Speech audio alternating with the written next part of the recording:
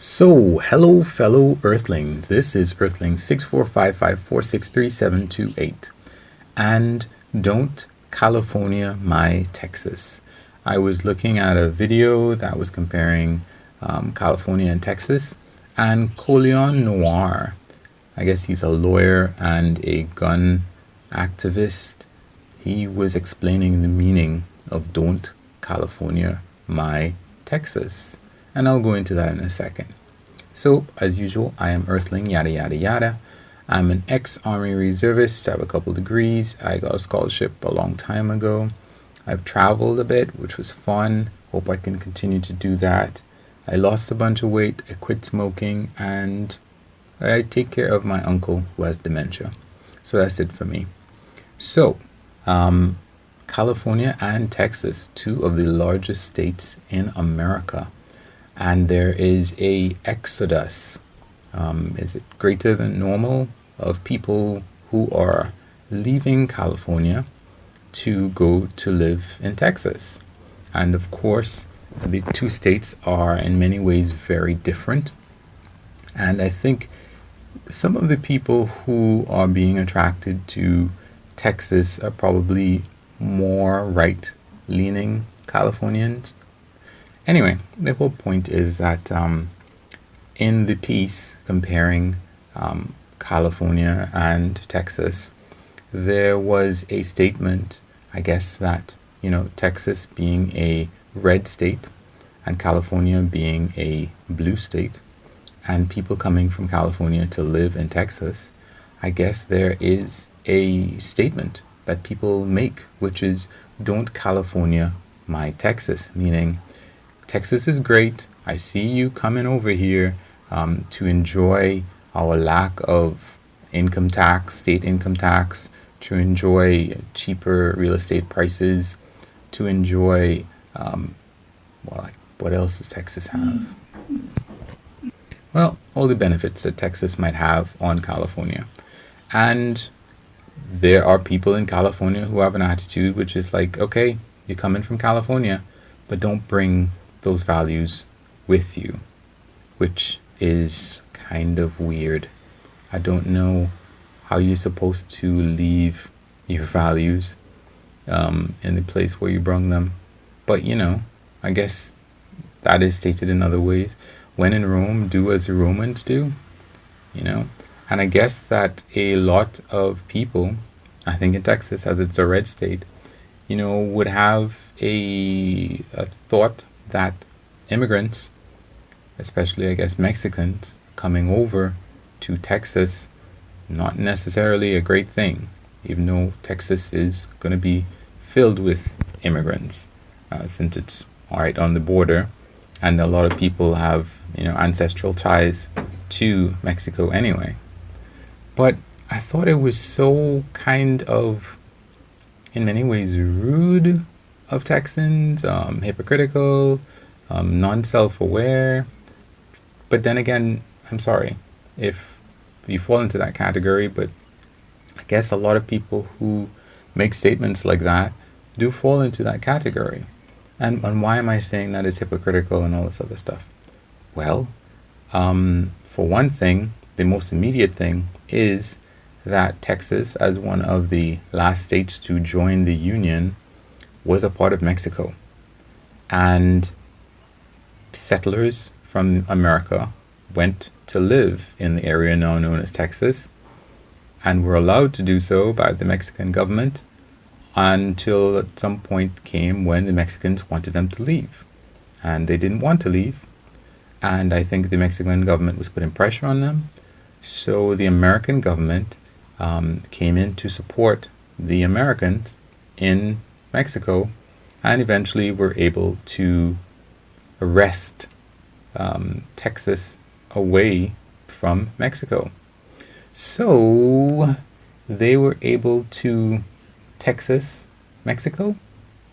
So it's kind of like, okay, you guys are the product of completely changing the whole makeup of a whole area that was a whole different country, and I guess now you have a place that is to your liking, you don't want things to change anymore. That seems kind of like, I don't know. That seems kind of hypocritical. And if you want to go further back, it's kind of like, don't Mexico my America? And it wasn't even America, it's the New World. Don't America my New World? Because, of course, the whole of the New World is like that.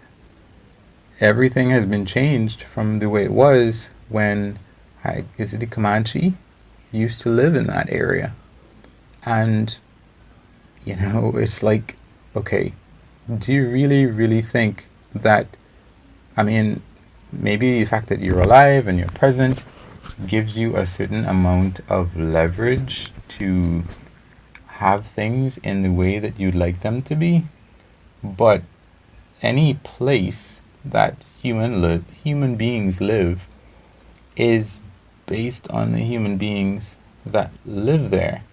So it's as if you want to force the people who are coming to live in Texas, and as a result of that, making Texas more prosperous and increasing the economy of Texas. You would like them to completely drink your Kool-Aid 100% a la, Jonestown kind of thing.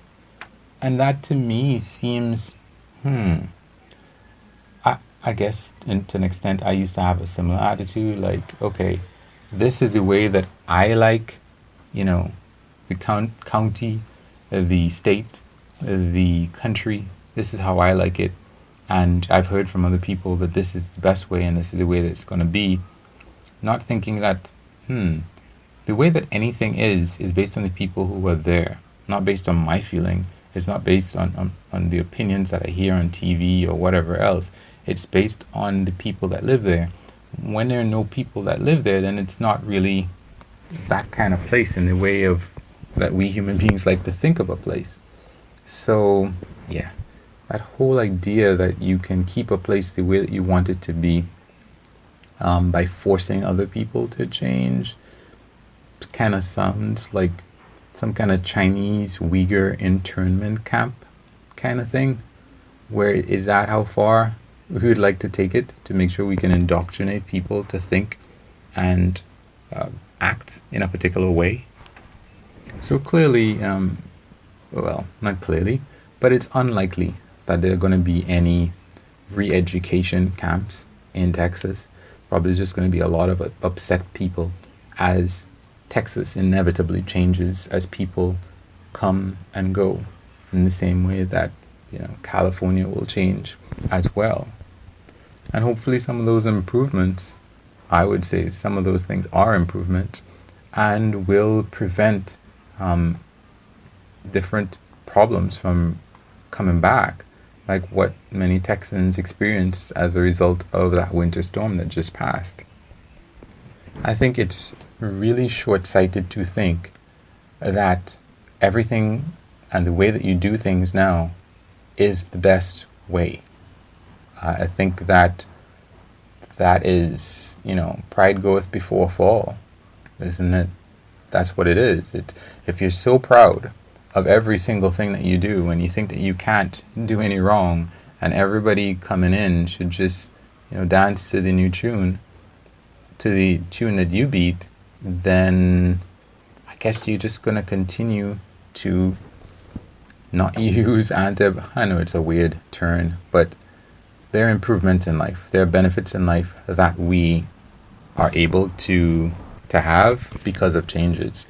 And, the whole thing the whole cornucopia of ideals and beliefs that people on the right can have with respect to religion and faith healing and, not caring that much for people who are in a bad way, because everybody's supposed to be able to take care of themselves. That doesn't really work out well. Maybe there's some things that are great about being conservatives, and there are probably some great things that are good about being liberal. So I would hope that people could look beyond any kind of silly slogan and be able to improve. Anyway, that's just me. That's my opinion. Feel free to like, comment, subscribe, share, dislike, any of the things that we do on YouTube for feedback, in the same way that you would like someone would give you feedback for your YouTube content. Have a good one. Peace.